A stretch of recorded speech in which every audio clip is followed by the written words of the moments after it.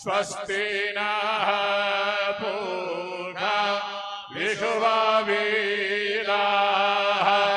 स्वस्ति नस्तार्क्ष्यो अरिष्टनेमिः स्वस्ति न बृहस्पतिर्दधातु पृषदस्वा मरुतः पृश्निमातरः शोभं जावानो विदधि भुजगमलः अग्निजिह्वा मनवः शूरचक्षुषो विश्वेनो देवा अवशागमनिह भद्रं कर्णेभिः शृणुयामदेवा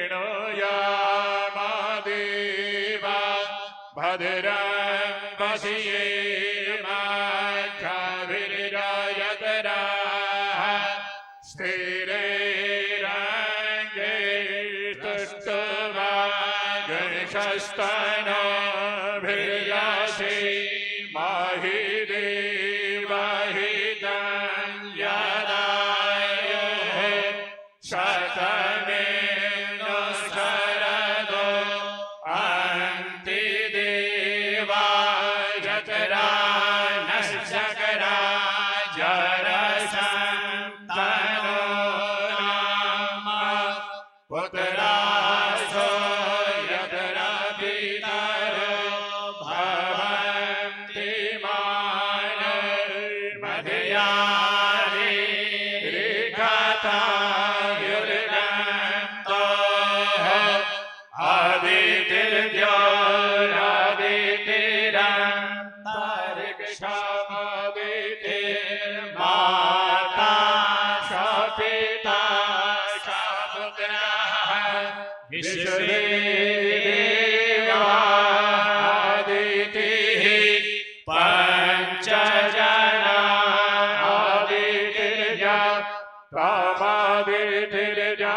आदितिर्जानितवम्मा द्योः शान्तिरन्तरिक्षं शान्तिः पृथिवी शान्तिरापः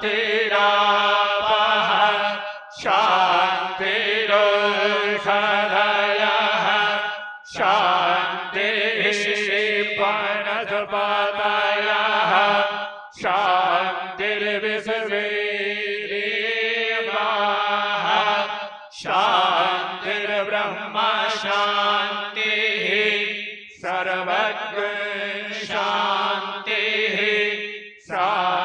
शान्तिरेव शान्तिः क्षमा शान्तिरेधि यतो यतः समीहसे ततो न अभयङ्कर सन्नः करप्रजाभिय भयं नः पशुभ्यः विश्वानि देवा सवितर्दुरिता विपराशुभा यद्भद्रं तं न अशुभा हरिः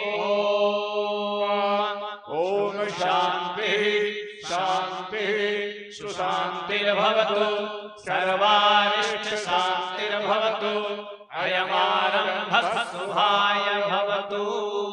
श्री सद्गुरु महाराज की जय।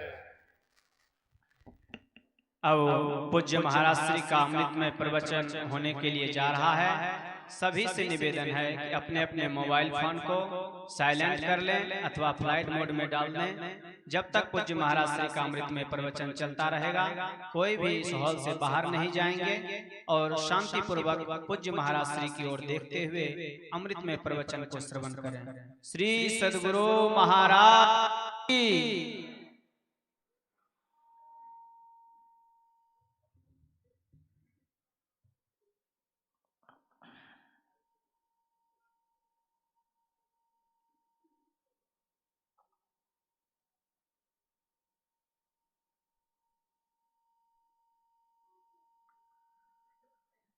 आनन्दमानन्दकरं प्रसन्नं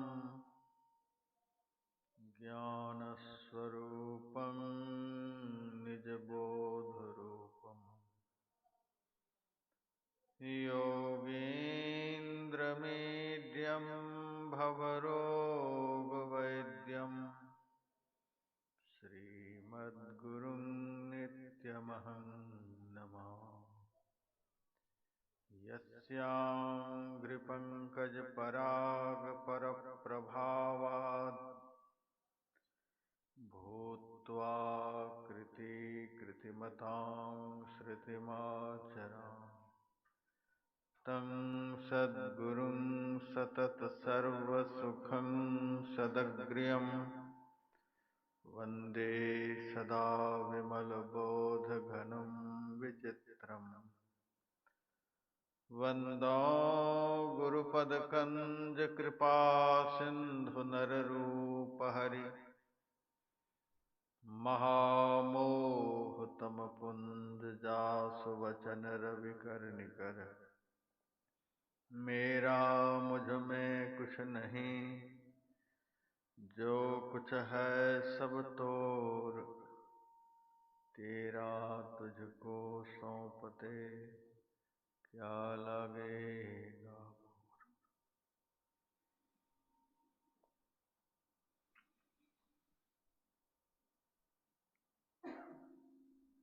मां नर्मदा के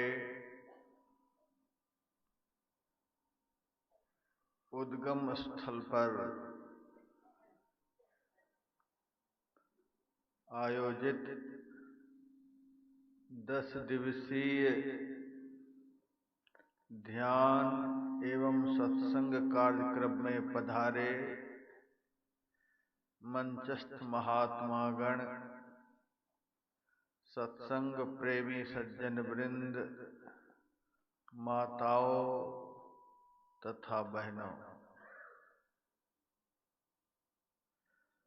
परमाराध्य संत सद्गुरु महाराज की असीम कृपा से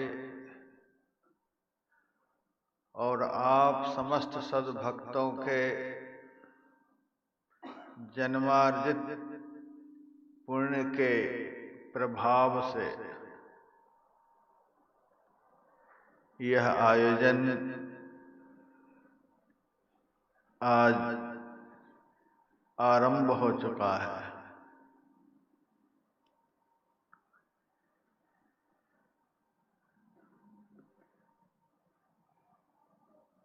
मेरा ऐसा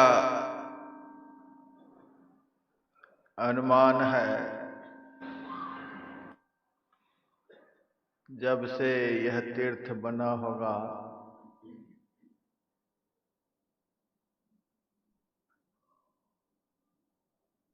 अब तक में इस तरह का कार्यक्रम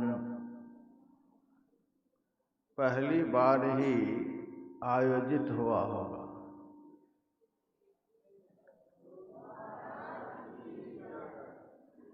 कहीं श्रीमद् भागवत महापुराण की कथा हो रही है, कहीं श्री राम कथा हो रही है, कहीं शिव महापुराण की कथा हो रही है, कहीं गीता ज्ञान यज्ञ हो रहा है, कहीं कोई यज्ञ हो रहा है,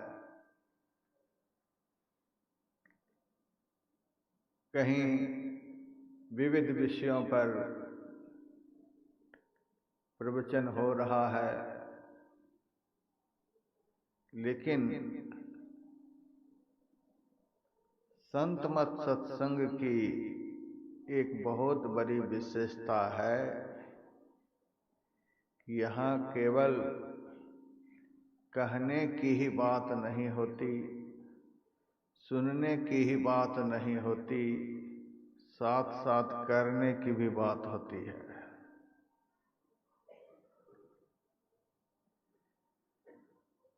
हमारे गुरुदेव का आदेश है, निसत्संग ध्यान अभंगा। गुरुदेव ने 2 तरह के सत्संग करने के लिए हम लोगों को बतलाए हैं। एक बाहर का सत्संग और दूसरा अंदर का सत्संग। प्रायः मत में, संप्रदायों में, मजहबों में सत्संग का इतना ही अर्थ होता है, किसी महात्माओं को बुलाओ, किसी प्रवचनकर्ताओं को बुलाओ और उनसे धर्म विषयक चर्चा को सुन लो, बस सत्संग हो गया। लेकिन संत मत में दो तरह के सत्संग करने के लिए कहे जाते हैं, एक बाहर का सत्संग और दूसरा अंदर का सत्संग।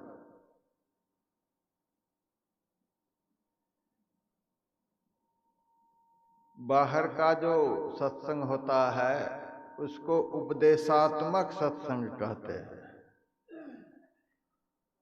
अब भीतर का जो सत्संग होता है उसको प्रयोगात्मक सत्संग कहते हैं।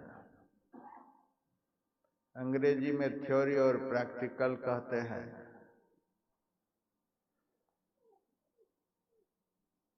सुनकर जो ज्ञान होता है वह उपदेशात्मक सत्संग का फल है, और अभ्यास करके जो ज्ञान होता है उसको उपदेशात्मक सत्संग नहीं, प्रयोगात्मक सत्संग का फल कहा जाता है। यहाँ सुनने का जितना महत्व है उतना ही करने का भी महत्व है। और जहाँ तक सुनने के लिए मात्र 3 ही सत्र हैं और करने के लिए यहाँ 5 सत्र हैं। 3 सत्रों में आप लोगों को करने के लिए सिखलाया जाएगा, करने के विषय में सुनाया जाएगा, और 5 सत्रों में जो यहाँ सुनेंगे उस पर प्रयोग कराया जाएगा। तो संत मत के सत्संग में प्रयोग भी होता है और उपदेश भी होता है। यह उपदेशात्मक सत्संग और प्रयोगात्मक सत्संग है। हमारे गुरुदेव ने कहा, दोनों तरह के सत्संग को अच्छी तरह से करो। नित्य सत्संगति करो बनाई, अंतर बाहर द्वय विधि भाई। नित्य का अर्थ दिन में एक बार नहीं होता है। बड़ा विलक्षण शब्द गुरु महाराज का है। नित्य का अर्थ निरंतर होता है, हर समय निरंतर। दोनों तरह का सत्संग करने के लिए गुरु महाराज ने सिखलाया। बीच में अवकाश दे देंगे तो मन बड़ा चंचल है। उस अवकाश काल में विषय के बाजार में घूम करके विषयों का इतना अधिक संग्रह कर लेगा कि सुना हुआ और किया हुआ पर पानी फेर देगा। मैंने संतों के चरित्रों में पढ़ा, एक बार चैतन्य महाप्रभु की मुलाकात वल्लभाचार्य से हुई। दोनों के साथ में भक्तगण थे। चैतन्य महाप्रभु से वल्लभाचार्य ने कहा, महाराज जी, मेरे साथ में भी और आपके साथ में भी बहुत सारे भक्त हैं, इन भक्तों को आपको सुनाइए। चैतन्य महाप्रभु ने कहा, महाराज जी आप ही को सुनाइए। पहले के संत जो होते थे, पहले के महात्मा जो होते थे, वो करना ज्यादा पसंद करते थे, कहना ज्यादा पसंद नहीं करते थे। कोई नहीं होता था सुनाने वाला तो सुना देते थे, यदि कोई सुनाने वाला है तब बड़े प्यार से सुनते थे। भागवत में शृण्वन्ति च कथयन्ति च संत के लक्षण में बतलाया गया है। उनको सुनने में भी उतना ही आनंद आता है और सुनाने में भी उतना ही आनंद आता है। आज यदि सुनाने के लिए नहीं दिया जाए तो ईर्ष्या द्वेष का वातावरण बन जाता है। पहले के संत सुना करके भी बड़े खुश होते थे, सुन करके भी बड़े खुश होते थे। चैतन्य महाप्रभु ने कहा, महाराज आप ही को सुनाओ। वल्लभाचार्य जी सुनाने लगे। और एक बात है, हम लोग तो घंटों सुनाते रहते हैं, तब भी समाज को संतुष्ट नहीं कर पाते, समाज के अंतःकरण को तृप्त नहीं कर पाते, समाज को सही दिशा प्रशस्त नहीं कर पाते। पहले के साधु को पाना चाहता हूँ। महर्षि रमन ने कहा, जिनको पाना चाहते हो उन्हीं के विषय में दिन रात सोचते रहो, इसी को भक्ति कहते हैं। उन्हीं का चिंतन दिन रात करते रहो, इसी को भक्ति कहते हैं। उन्हीं में दिन रात अपने मन को लगा करके रखो, उसी को भक्ति कहते हैं। थोड़े से शब्द में भक्ति की कितनी अच्छी व्याख्या हो गई। फिर उनसे पूछा गया, मुक्ति किसे कहते हैं? महर्षि रमन ने कहा, जिस रास्ते से दुनिया में आए हो फिर से उसी रास्ते को पकड़ लो, उसी को मुक्ति कहते हैं। सुन्नी मार्ग आया सुन्नी मार्ग जाए, चेतन पैड़ा शब्द का दादू रहे लियो लाए। जहां से हम आए हैं वहीं के लिए फिर से चल पड़ना, यह मुक्ति का मार्ग है और पहुंच जाना यही मुक्ति है। तो सूत्र के रूप में साधु संत महात्मा उपदेश करते हैं। तो वल्लभाचार्य ने थोड़े से शब्दों में सारे भक्तों को सुनाया। गाय के सींग की नोक पर जितनी देर राई का दाना ठहर सकता है, उतनी देर भी यदि इस जीव को संत का संग प्राप्त हो जाएगा, उसका परम कल्याण हो जाएगा। बड़ा आनंद आया आप लोगों को। अब तो काम बन ही गया। हम लोग तो घंटों घंटा यहाँ सुनेंगे। चैतन्य महाप्रभु ने मन में सोचा, कहीं ये भक्तगण भ्रमित न हो जाएं। संत की बात बड़ी सूत्रात्मक होती है, जल्दी समझ में नहीं आती। तब चैतन्य महाप्रभु ने कहा, थोड़ा सा मेरे से भी सुन लो। ठीक है महाराज, सुनाओ। चैतन्य महाप्रभु ने कहा, गाय के सींग की नोक पर जितनी देर राई का दाना ठहर सकता है, उतनी देर के लिए भी यदि सत्संग से मन इधर उधर हो गया तो इस जीव को भक्ति के मार्ग से विचलित करके संसार का मार्ग पकड़ा देगा। इसीलिए गुरु महाराज ने कहा, नित सत्संगति करो बने, निरंतर शब्द का प्रयोग। कुछ दिन पहले मैं दिल्ली गया हुआ था।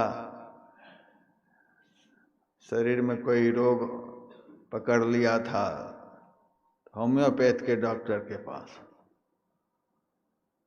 उस डॉक्टर ने हमें दवाई दी 2 शीशी दवाई की थी। उन्होंने कहा महाराज 3-3 घंटे पर दोनों शीशी से दवाई लेते रहना।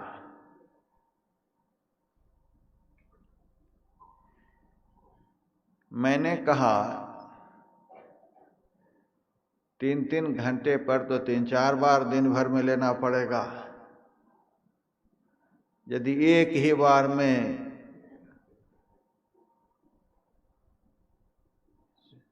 चारों खुराक ले लूं तो इससे नहीं कम बनेगा। कहा कि चारों खुराक एक बार में ले लेने से शरीर बर्दाश्त नहीं कर पाएगा। चारों खुराक एक बार में लेने की जरूरत नहीं है, 4 बार ही लेना है। चलो 4 बार लेंगे, लेकिन यदि 5 घंटे पर ले लूं तो काम नहीं बनेगा। नहीं, 3 घंटे पर ही लेना पड़ेगा। मैंने कहा इसमें बात क्या है? डॉक्टर साहब ने कहा पहली खुराक से ही रोग नष्ट होता है, लेकिन दूसरी खुराक की जो जरूरत इसीलिए कि पहली खुराक का असर इस शरीर पर, उस रोग पर 3 घंटे तक रहता है। दूसरी खुराक लेने के बाद उसका असर 3 घंटा और बढ़ जाता है। फिर तीसरी खुराक लेंगे तो उसका असर और 3 घंटा बढ़ जाएगा। ठीक 3-3 घंटे पर लेते रहेंगे तो पहली खुराक की जो दवा है उसकी असर जो है बरकरार रहेगा और रोग समाप्त हो जाएगा। अब 5 घंटे पर लेंगे तो कोई फायदा नहीं रहेगा। सारे जीवन दवाई खाते रहेंगे, रोग नहीं छूटेगा। एक ही खुराक के असर को बरकरार रखने के लिए 3-3 घंटे पर मैं बोल रहा हूं। इस दवा का असर 3 घंटा रहेगा। तो यहाँ 5 सत्रों में ध्यान का कार्यक्रम चलेगा। 3 बजे से 4 बजे ब्रह्म मुहूर्त में प्रथम सत्र ध्यानाभ्यास का है। आप चाहेंगे कि फिर दूसरे दिन 3 बजे बैठेंगे, तब बात नहीं बनेगी। 3 बजे से 4 बजे के ध्यान का असर जितना मन पर होगा, वह असर धीरे धीरे खत्म होता चला जाएगा। खत्म होने से पहले ही फिर दूसरा सत्र 5 बजे से 6 बजे आप लोग पकड़ लेंगे तो वह असर बरकरार रहेगा मन पर। फिर धीरे धीरे सांसारिक वातावरण में जाएंगे। जलपान भी करना है, आपस के लोगों से बातचीत भी करनी है। घर परिवार से फोन आ गया तो वह भी अटेंड करना है। तो फिर ध्यान का असर कम हो जाएगा। जैसे कम होने लग जाए तैसे ही फिर ध्यान पर बैठ जाओ। इसीलिए तीसरा सत्र है, फिर चौथा सत्र है, 5वां सत्र है। भजन का असर मन के ऊपर से कभी कम नहीं होने देना है। इस बात को लोग समझने के लिए तैयार नहीं। आज 4 घंटे भजन कर लिए, कल 2 घंटे किए, परसों 1 घंटा, किसी दिन तो 1 घंटा भी नहीं। इसीलिए सारे जीवन भजन करते रहते हैं और भजन के संस्कार से उसका मन संस्कारित नहीं हो पाता है। मेरे से एक सज्जन ने कहा, महाराज आपका जन्म किस ईस्वी में हुआ? मैंने कहा 1967 ईस्वी में। अच्छा, 67 ईस्वी में हुआ। हम तो 1963 ईस्वी में गुरु महाराज से दीक्षा लिए थे। यानी आपके जन्म से 4 साल पहले के हम सत्संगी हैं। आप यह नहीं समझो कि हम महात्मा बन गए तो हम इनसे बड़े हो गए, सो बात नहीं। आपके जन्म से 4 साल पहले के सत्संगी हैं। तब मेरे मन में हुआ, अब क्या करें, ये तो हमसे भी आगे निकल रहे हैं।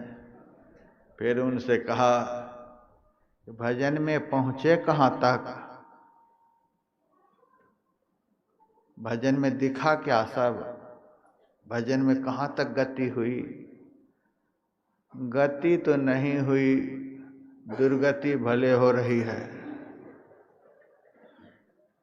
जिस दिन दीक्षा लिए थे उस दिन जैसी मानसिकता थी, उस दिन जैसे हम थे, आज भी वैसे ही हैं। जरा सा भी कोई फर्क नहीं। आचार विचार व्यवहार में कोई अंतर नहीं। हमारे आचार विचार व्यवहार को देखकर हमारे घर के लोग भी हमसे प्रभावित नहीं हैं। हम एक भी आदमी को अपने आचार विचार व्यवहार से बदल नहीं पा रहे हैं। लोग कहते मेरे बेटे नहीं सुधरते हैं, मेरे पोते नहीं सुधरते हैं, मेरे घर के लोग हमारी बात को नहीं मानते हैं। क्या बात है कि आपकी बात को घर के लोग भी मानने के लिए तैयार नहीं? बाहर के लोगों को आप कैसे मनाएंगे? बात यही है, दीक्षा तो ले लिए हैं, लेकिन दीक्षा के अनुरूप काम नहीं कर रहे हैं।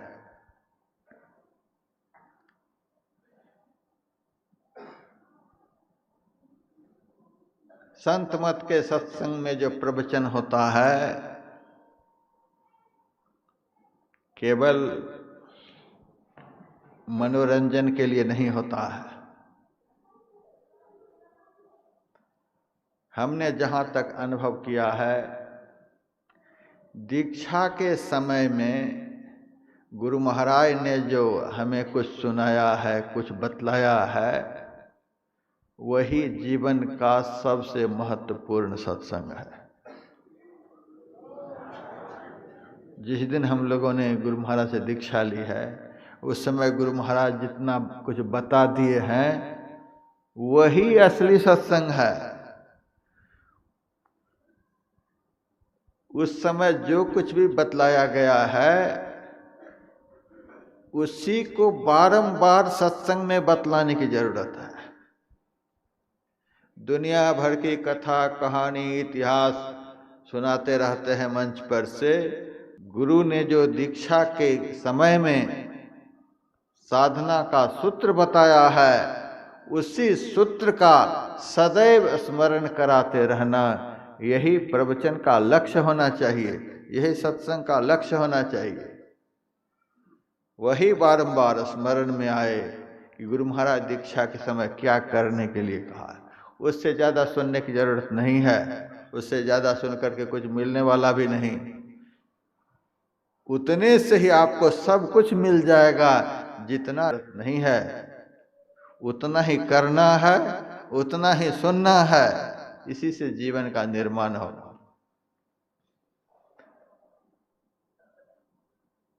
गुरु महाराज ने कहा, नित्य सत्संगति करो बनाई, नित्य नियम से। बनाई का अर्थ भी बड़ा, लोग पूछते हैं भोजन किए? हाँ कर लिए।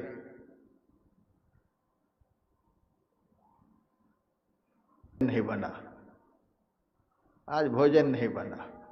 खा भी लिए फिर भी कहते आज भोजन नहीं बना। इसका मतलब क्या है? आपके मन के अनुकूल भोजन नहीं हुआ, आपके मन के अनुकूल भोजन नहीं बना, तो आप कहते आज भोजन नहीं बना। भोजन तो बन गया, भोजन खा भी लिए और कहते आज भोजन नहीं बना। आपके मन के अनुकूल नहीं हुआ। जिस तरह के भोजन करने से आपका मन तृप्त होता है उस तरह का भोजन नहीं बना तो कहते हैं आज भोजन नहीं बना। उसी तरह से जिस तरह से सत्संग करके हमारा मन बदलता है, विचार बदलता है, बुद्धि बदलती है, उस तरह का सत्संग आपने नहीं किया। मेरा कार्यक्रम था मुंबई में, मैं अपने निवास स्थान पर से सत्संग स्थल के लिए जा रहा था।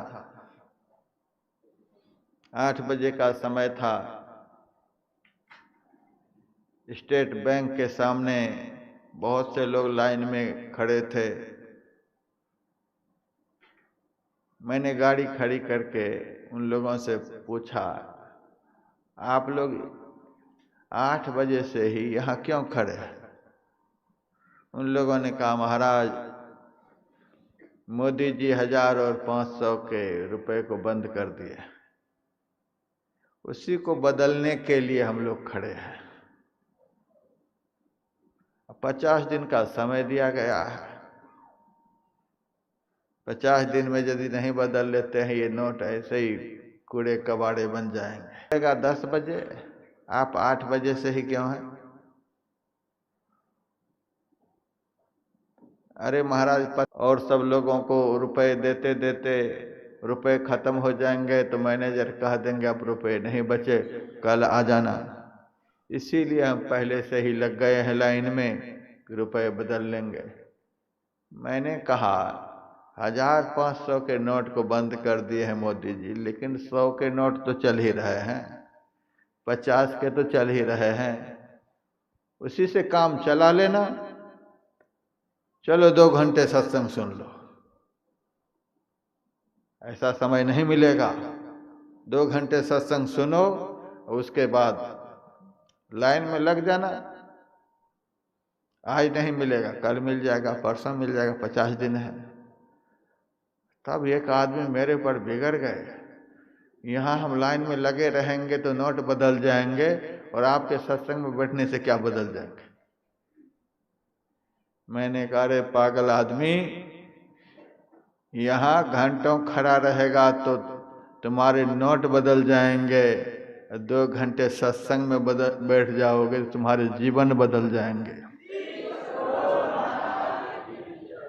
तुम्हारा स्वभाव बदल जाएगा, तुम्हारा मन बदल जाएगा, तुम्हारा विचार बदल जाएगा, तुम्हारे जीवन की दिशा और दशा बदल जाएगी।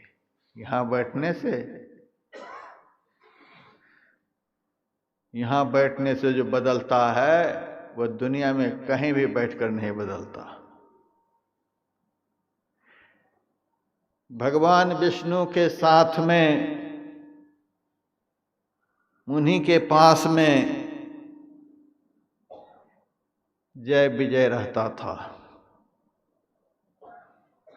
दिन रात भगवान को पीठ पर घुमाता था गरुड़,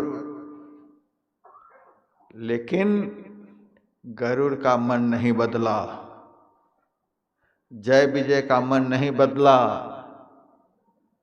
और संत के साथ अपराध कर बैठा, जिस अपराध के कारण उसे राक्षस बनना पड़ा।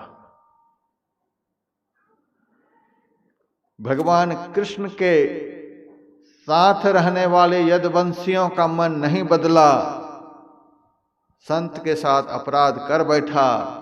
2 ही मुहूर्त में 56 कोटि यदुवंशियों का सर्वनाश हो गया। देवराज इंद्र की नगरी में रहने वाले राजा नहुस का मन नहीं बदला।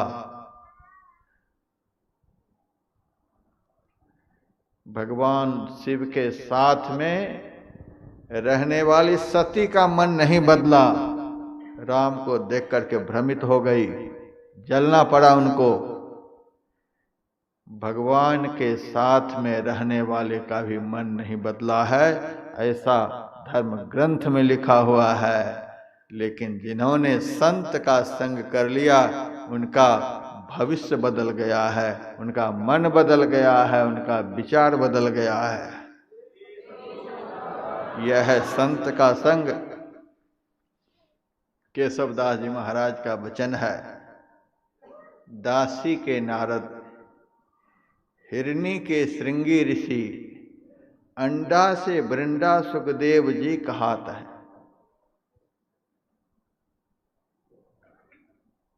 मत्स्य गंधा से व्यास, गणिका से वशिष्ठ मुनि, शुद्रणी से भरद्वाज ब्राह्मण पद पात हैं।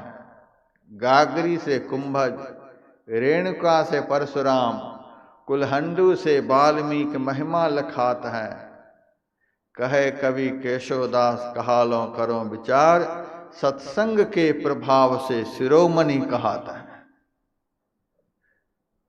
महाजनस्य संसर्गाह कश्चिन्नोन्नति कारकाह। आज तक महान पुरुषों की संगति से किसकी उन्नति नहीं हुई है? भगवान के साथ में रहने वाले का मन नहीं बदला, और संत का संग जिन्होंने किया उसका मन बदल गया है। मैंने कृत्तिवास रामायण में पढ़ा,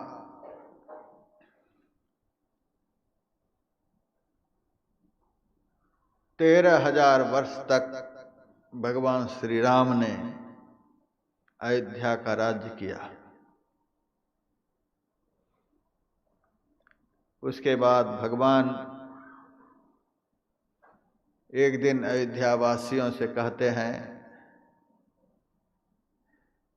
मेरे अवतार का जो प्रयोजन था वह सिद्ध हो चुका है, लिया था वह सब काम हो गया, अब मैं अपना धाम में जाना चाहता हूं।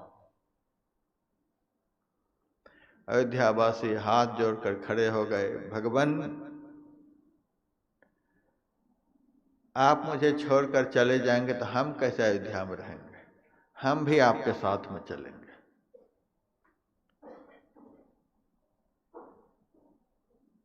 भगवान ने कहा, अच्छा तुम्हारी भी इच्छा है मेरे साथ जाने की, ठीक है तैयार हो जाओ।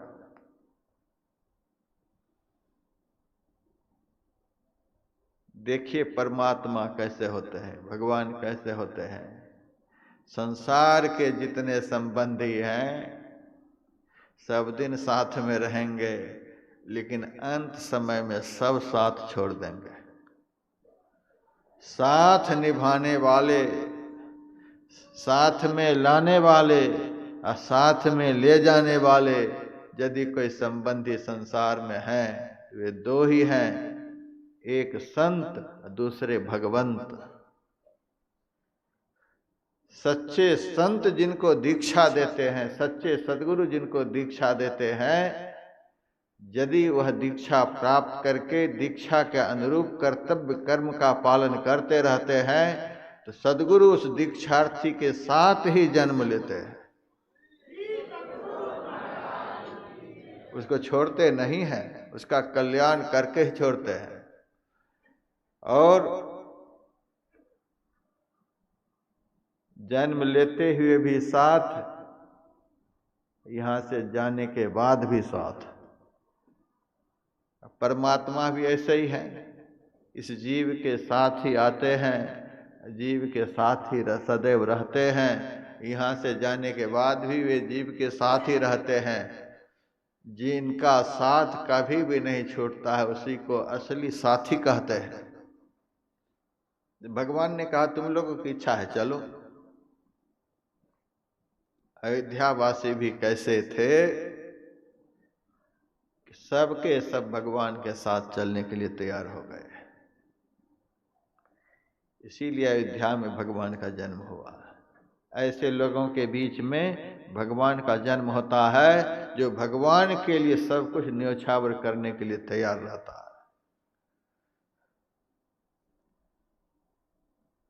हम आप लोग भी सत्संगी हैं। हम यदि आप लोगों से कहें यहाँ से चलने का विचार है तो पता नहीं कितने बाएं दाएं हो जाएंगे। हम तो बहुत बार मंच पर से कह चुके हैं, चलो बहुत सारे आश्रम बने हुए हैं, मेरे साथ चलो। घर में दिन भर दुख में रहते हो, क्लेश में रहते हो, वहाँ कोई टेंशन नहीं, भोजन फ्री, आवास फ्री, कपड़े फ्री, बीमार होने पर दवाई फ्री। अरे वहाँ मर जाओगे तो वैकुंठ भी फ्री, तो भी चलो। लाखों लोग मेरे कार्यक्रम में पंडाल में होते हैं, उसमें से 5 भी तैयार नहीं होते। कैसे भगवान का अवतार होगा आप लोगों के बीच में? कैसे गुरु महाराज का अवतार होगा आप लोगों के बीच में? सुनने वाले तो लाखों की संख्या में होते हैं, लेकिन सुनकर चलने वाले लाखों में एकाध होते हैं। इसीलिए हम लोगों के बीच में भगवान का अवतार नहीं होता है। अयोध्यावासी कैसे हैं? भगवान ने कहा चलो तो चल दिए। भगवान कृष्ण जब ब्रज से वृंदावन जाने लगे तो ब्रजवासियों से कहा यहाँ बहुत उपद्रव हो रहा है, अब हम यहाँ से वृंदावन जाना चाहते हैं, चलोगे? सब चल दिए। ऐसा होना चाहिए। वहाँ अवतार होता है जहाँ भगवान के लिए सब कुछ समर्पण करने के लिए तैयार है। सब कुछ समर्पण कर गुरु की सेवा करनी चाहिए। हम लोग तो गीत गा रहे हैं, समर्पण कितना है सबका अंतःकरण जानता है। सब गीत गा रहे हैं। गीता के 12वें अध्याय में 6 बार भगवान ने इस शब्द का प्रयोग किया, भक्त मुझे प्रिय है, भक्त मुझे प्रिय है, भक्त मुझे प्रिय है। 6 बार अर्जुन ने कहा भक्त आपको प्रिय है। कौन भक्त आपको प्रिय है?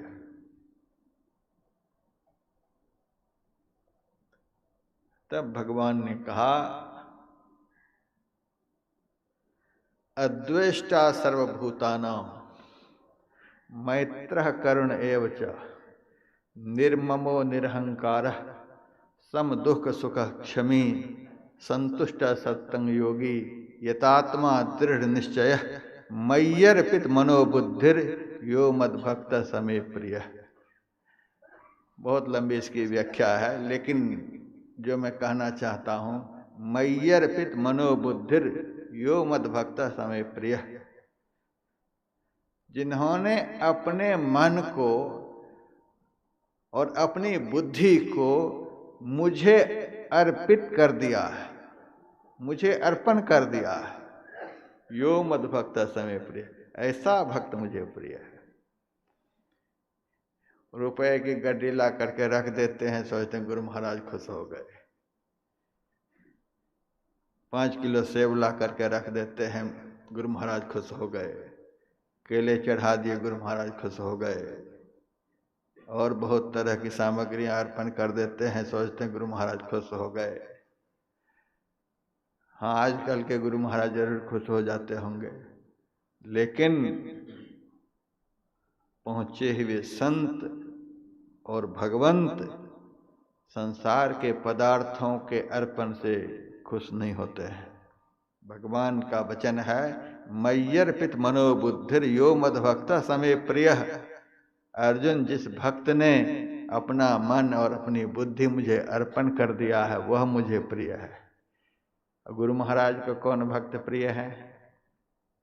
पाखंडरो, हंकार तजी, निष्कपट हो, अरुदीन हो, सब कुछ समर्पण कर गुरु की सेवा करनी चाहिए।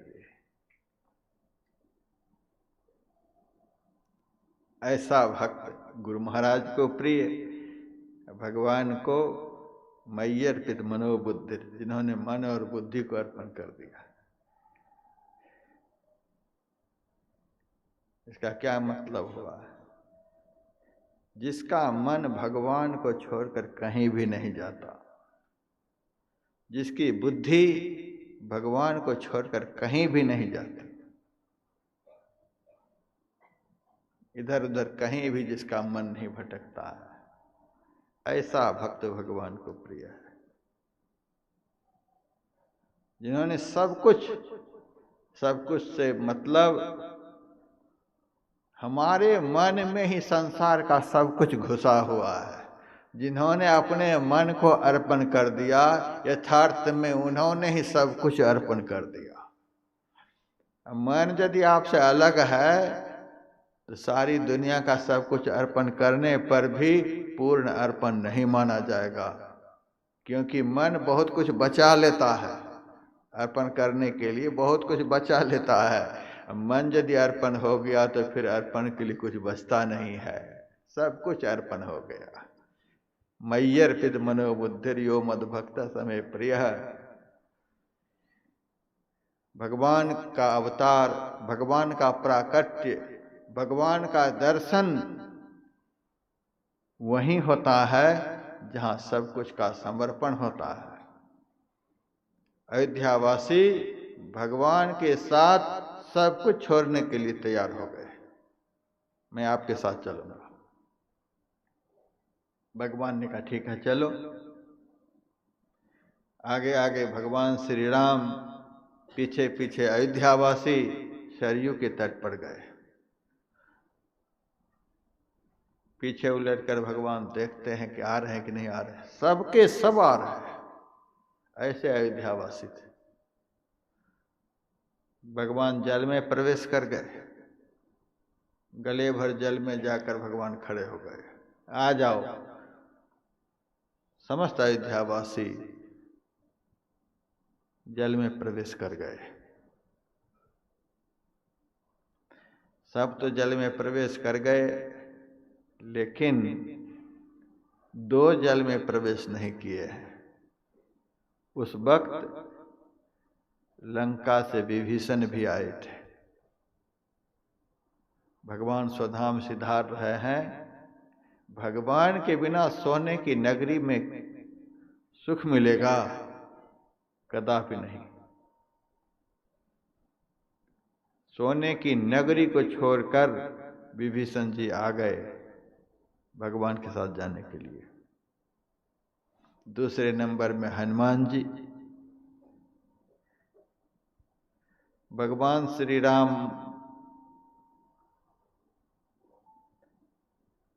अब स्वधाम सिधारेंगे। विभीषण जी ने कहा, भगवान मैं भी आपके साथ जाने के लिए तैयार हूं, लंका से आया हुआ हूं।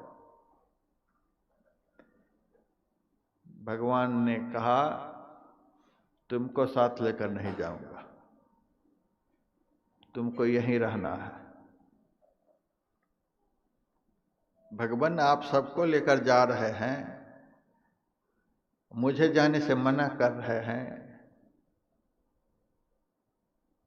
मेरा कौन ऐसा पाप उदित हो गया जो आप मुझे अपने साथ ले जाना नहीं चाहते? मुझे क्यों आप छोड़ रहे हैं? भगवान ने कहा, संसार के लोग मुझे भगवंत कहते हैं और मैं, हे विभीषण, तुमको संत कहता हूं। तुम संत हो। रामायण में विभीषण को भगवान श्री राम ने संत की उपाधि दी है। तुम सारिखे संत प्रिय मोरे, धरो देह नहीं आन निहोरे। हे विभीषण, तुम्हारे जैसे संत के लिए ही मेरा अवतार होता है। मेरे अवतार का दूसरा कोई कारण नहीं है। तुमको मैं संत कहता हूं।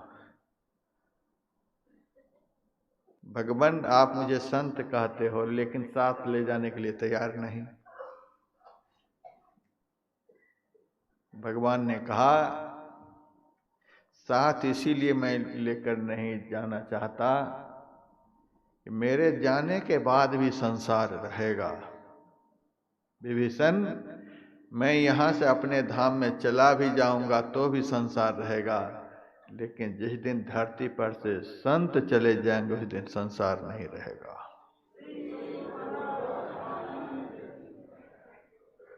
इसीलिए संसार की रक्षा का भार तुम्हारे ऊपर सौंप कर मैं अपने धाम में जा रहा हूं। तुम रहोगे यहाँ। भगवान का आदेश हो गया, विभीषण अब नहीं जाएगा। हनुमान जी को भगवान कहते हैं, हनुमान अब मैं अपने धाम में जाना चाहता हूं, तू जल्दी से आ जा, तुमको साथ में लेकर जाऊंगा। हनुमान जी ने कहा मैं नहीं जाऊंगा आपके साथ में। पहली बार हनुमान जी ने भगवान की आज्ञा को टाल दिया, मैं आपके साथ में नहीं जाऊंगा। भगवान ने कहा सब दिन तू मेरी आज्ञा का पालन करता रहा, आज कहता है कि मैं नहीं जाऊंगा। हाँ, आज मैं नहीं जाऊंगा। क्यों नहीं जाना चाहते हो? भगवान आप मुझे लेकर कहाँ जाओगे? वैकुंठ लेकर के जाऊंगा। ठीक है, मैं वैकुंठ आपके साथ में चला जाऊंगा, लेकिन एक बात भगवान आप बताओ, जिन विभीषण को छोड़कर आप यहाँ से जा रहे हो, उन विभीषण के बिना आप वैकुंठ में एक क्षण भी रह पाओगे? संत के बिना आप एक क्षण भी वैकुंठ में रह पाओगे? तब भगवान ने कहा संत के बिना तो एक क्षण भी मैं कहीं भी नहीं रह सकता। जहां संत मेरो जस गावे, तहां करो मैं बासा। संत के बिना तो एक क्षण भी मैं कहीं भी नहीं रह सकता। हनुमान जी ने कहा जिस संत के बिना आप एक क्षण भी वैकुंठ में रह नहीं सकते, उस संत को छोड़कर मैं आपके साथ में नहीं जा सकता।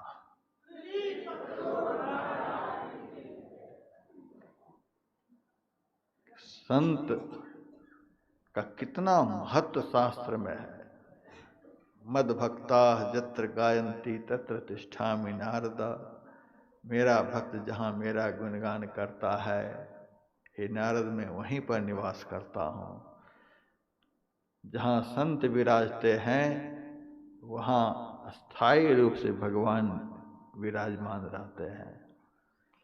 ये दोनों संबंध बड़ा विचित्र है। संत एक क्षण के लिए भी भगवंत के बिना रह नहीं सकते, भगवंत संत के बिना एक क्षण भी नहीं रह सकते। ये दोनों में बड़ा भारी प्रेम है। यह भी हम कह सकते हैं उस संत के बिना भगवान एक क्षण कहीं नहीं रह सकते, जो संत भगवान के बिना एक क्षण भी कहीं नहीं रहते। संत भी ऐसा होना चाहिए जो भगवंत के बिना एक क्षण भी नहीं रह सकते।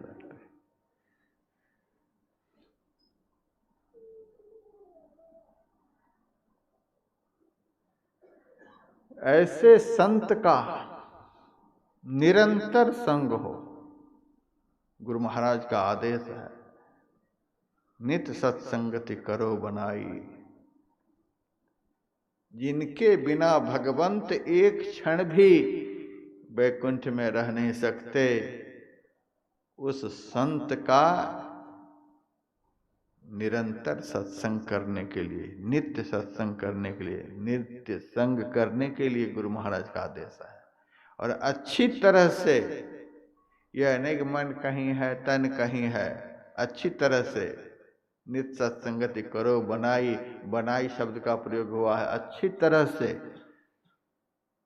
एक क्षण भी संत संग से हमारा मन कहीं नहीं जाए।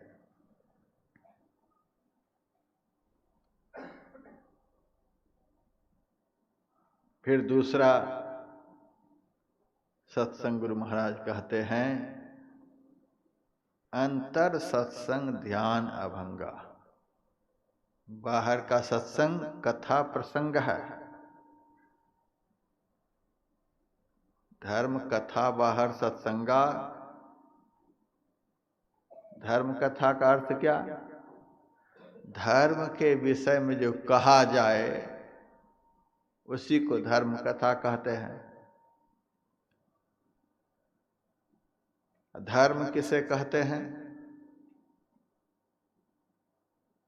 झूठ बोलना यह धर्म नहीं है, चोरी यह धर्म नहीं है, नशा धर्म नहीं है, हिंसा धर्म नहीं है, व्यभिचार धर्म नहीं है। ये पंच महापाप अधर्म है। पंच महापाप का नहीं होना यही धर्म है। जिस प्रवचन में अधर्म की बात नहीं हो वही धर्म कथा है। जिस प्रवचन में अधर्म की बात नहीं हो, अधर्म से निर्मुक्त हो जाने की बात हो, वही धर्म कथा है। धारण करने योग्य कर्म को धर्म कहते हैं। संत ने, सदगुरु ने दीक्षा के समय में जो कुछ भी करने के लिए कहा है, यथार्थ में वही धर्म है। उसको धारण करके रखना, गुरु के दीक्षा कालिक उपदेश को, आदेश को जीवन में धारण करके रहना, यही धर्म कथा है। उसी धर्म के विषय में जो उपदेश है वही धर्म कथा है।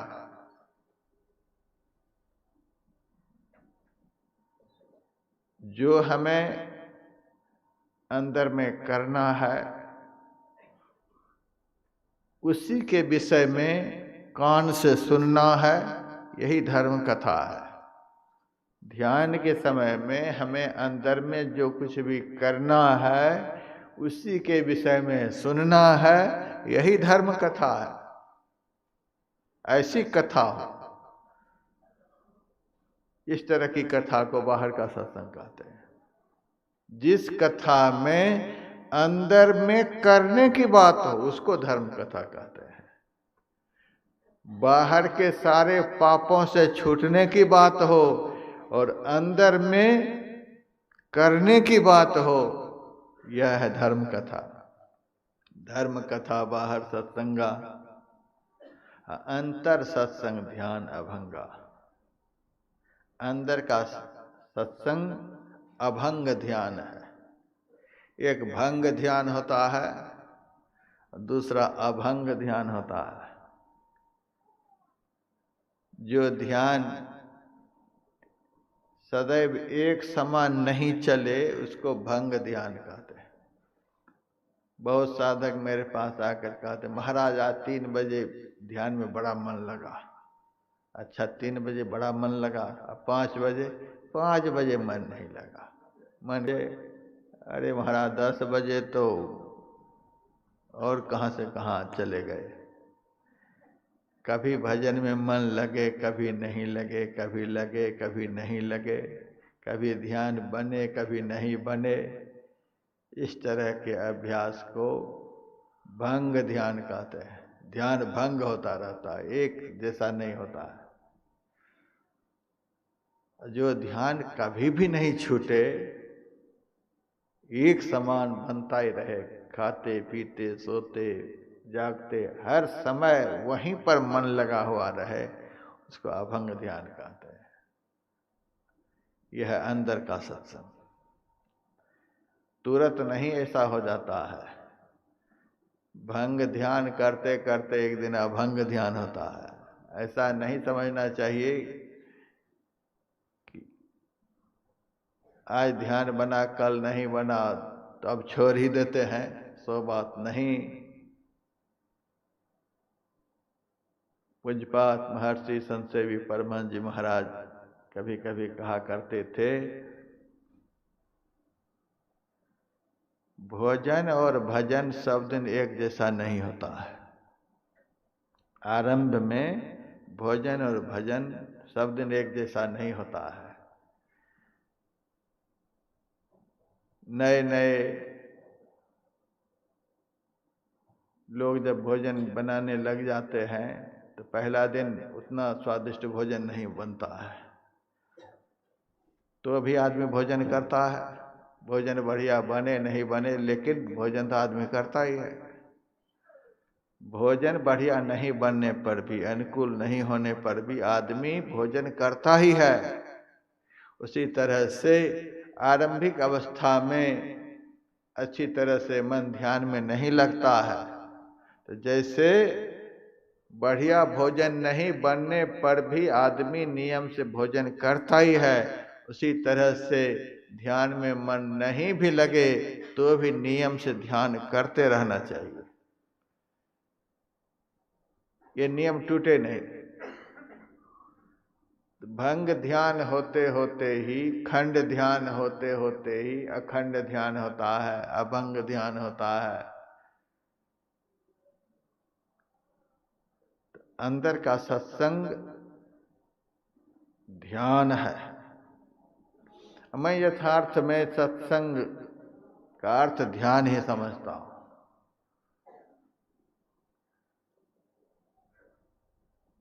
असली सत्संग ध्यान ही है। ध्यान यदि नहीं रहेगा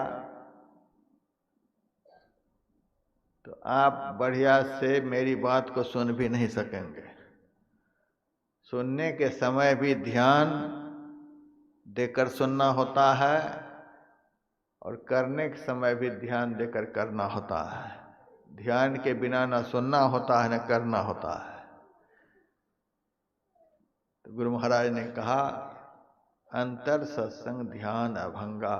अंदर का सत्संग अभंग ध्यान है। यह प्रयोगात्मक सत्संग है। जो मैंने सुना है, कैसे बैठना है, कैसे मंत्र का जप करना है, कैसे इष्ट के रूप का ध्यान करना है, कैसे अपनी दृष्टि को एकाग्र करना है, कैसे भीतर में क्या सब करना है, उसके विषय में सुनना, यह उपदेशात्मक सत्संग। और इन सब विषयों को सुनकर अभ्यास काल में, अभ्यास में उसे उतार लेना, यह अंदर का सत्संग है। दोनों तरह का सत्संग करने के लिए गुरु महाराज ने हम लोगों को सिखलाया है। इसीलिए यहाँ उपदेशात्मक सत्संग भी होता है, प्रयोगात्मक सत्संग भी होता है। वर्षों से इस तीर्थ स्थान पर न जाने कितना सत्संग हुआ होगा, लेकिन मैंने पहले कहा, मेरा जो अनुमान है, इस तरह का सत्संग कार्यक्रम पहली बार ही अमरकंटक में आयोजित हुआ है, जिस सत्संग में उपदेश दिया जाता है और उपदेश के अनुरूप अभ्यास भी कराया जाता है। उपदेशात्मक सत्संग और प्रयोगात्मक सत्संग, बाहर का भी सत्संग और भीतर का भी सत्संग, दोनों तरह का सत्संग यहाँ नित्य नियम से 10 दिनों तक चलता रहेगा। लेकिन आम सत्संग कार्यक्रम में प्रवचन की प्रमुखता रहती है, इसीलिए उस कार्यक्रम में समय की प्रतिबद्धता नहीं है। आधा घंटा प्रवचन ज़्यादा भी हो जाए कोई बात नहीं, लेकिन ध्यान शिविर में समय की बड़ी प्रतिबद्धता रहती है। निश्चित समय पर ही प्रवचन को रोकना पड़ता है और निश्चित समय पर ही ध्यान को आरंभ करना पड़ता है। तो यहाँ समय समय पर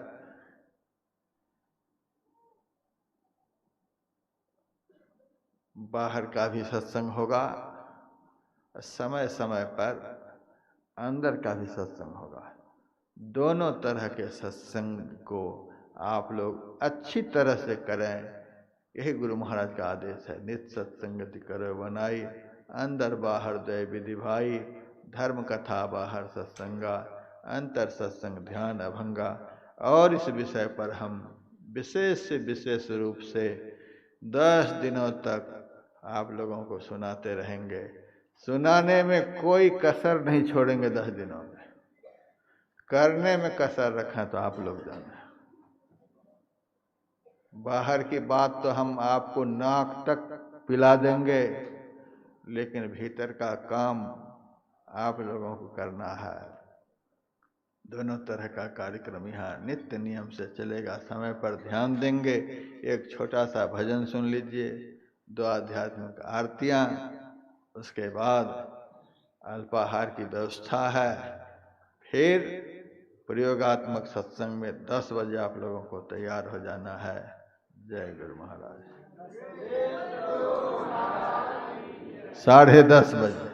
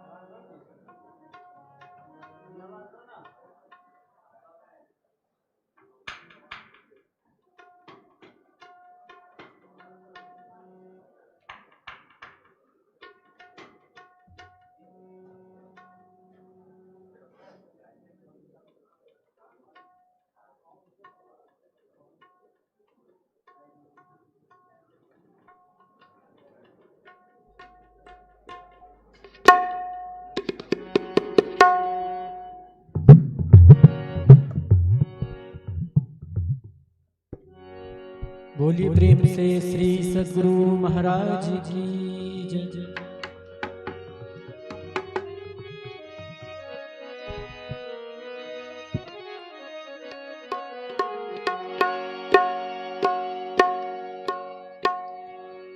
श्री सद्गुरु महाराज की जय। जिसको जीवन में जिसको जीवन में जिसको जीवन में जिसको जीवन में जिसको जीवन में मिला सत्संग है, उसे हर घड़ी आनंद ही मिला सत्संग है, उसे हर घड़ी आनंद ही आनंद है। सुंदर सब कुछ मिलत है समय समय पर, दुर्लभ या संसार में संत समागम था। जिसको जीवन में मिला सत्संग है, उसे हर घड़ी आनंद ही आनंद है। जिसको जीवन में मिला सत्संग है, उसे हर घड़ी आनंद ही आनंद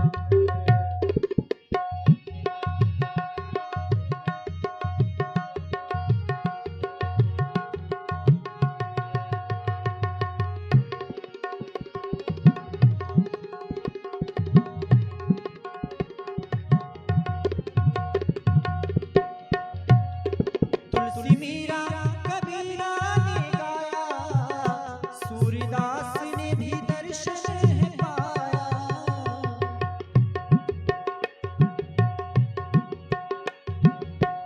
संत समागम कीजिए, तजिए और उपाय।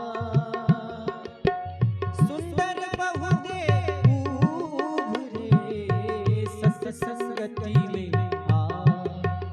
तुलसी मीरा कबीरा ने गाया, सूरदास ने भी दर्शन है पाया।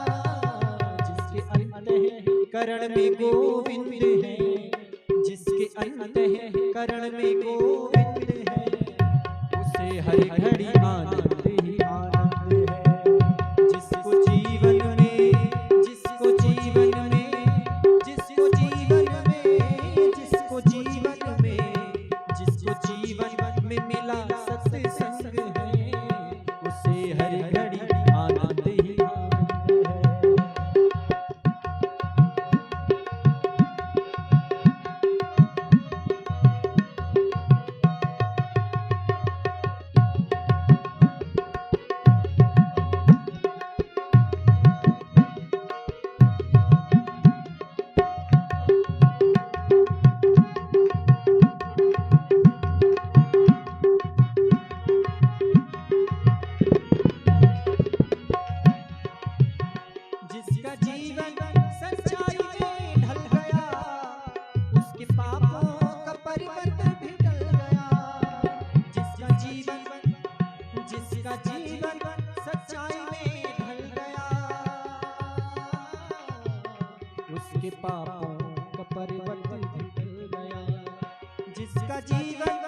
सच्चाई में ढल गया, उसके पापों का पर्वत भी टल गया।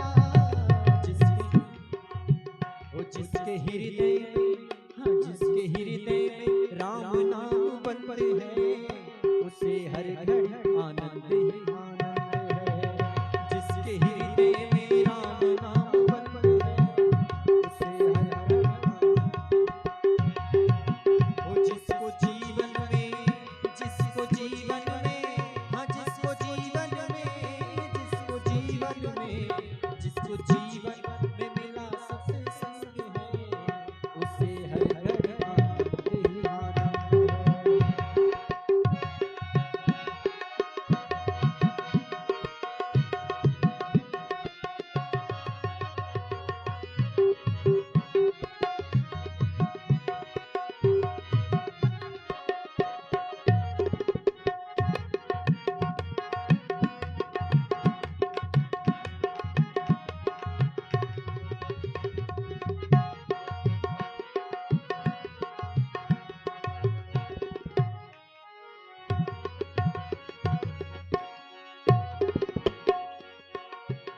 संत ऋषियों की वाणी को मानो, तर्क क्या है जीवन का ये जानो।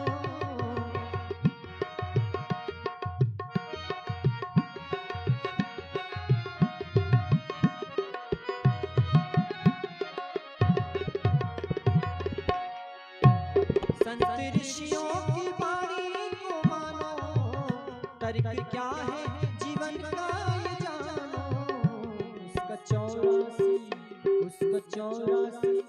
उसका चौरासी कटी जाए फंद है, उसे हर घड़ी आनंद ही आनंद है। उसका चौरासी कटी जाए फंद है, उसे हर घड़ी आनंद ही आनंद है। जिसको जीवन में, जिसको जीवन में, हाँ जिसको जीवन में, जिसको जीवन में, जिसको जीवन में मिला सत्संग है, उसे हर घड़ी आनंद ही आनंद है। उसे हर घड़ी आनंद ही आनंद है। उसे हर घड़ी आनंद ही आनंद है। बोली प्रेम से श्री सद्गुरु महाराज की जय। आरती संग सतगुरु के की जय, अंतर ज्योत होत लख लीजय। पांच तत्व तन अग्नि जराई, दीपक चास प्रकाश करी जय। गगन थाल रवि शशि फल फूला, मूल कपूर कलश धर दीजय।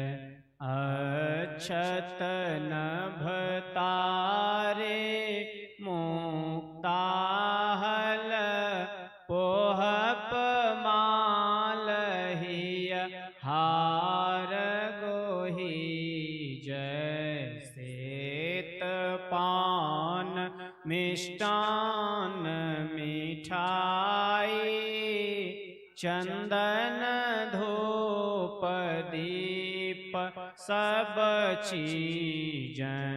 झलक झांझ मन मीन मजीरा, मधुर मधुर धुनि मृदंग सुनी जय। सर्व सुगंध उड़ी चली आकाशा, मधुकर कमल केली धुनि धीजय। निर्मल ज्योत जरत घट माही, देखत दृष्टि दोष सब छीजय। अधर धार अमृत बही आव, सतमत द्वार अमर रस भीजय। पी पी होय सुरत मत वाली, चरि चरि उमगी अमीर सरीजय।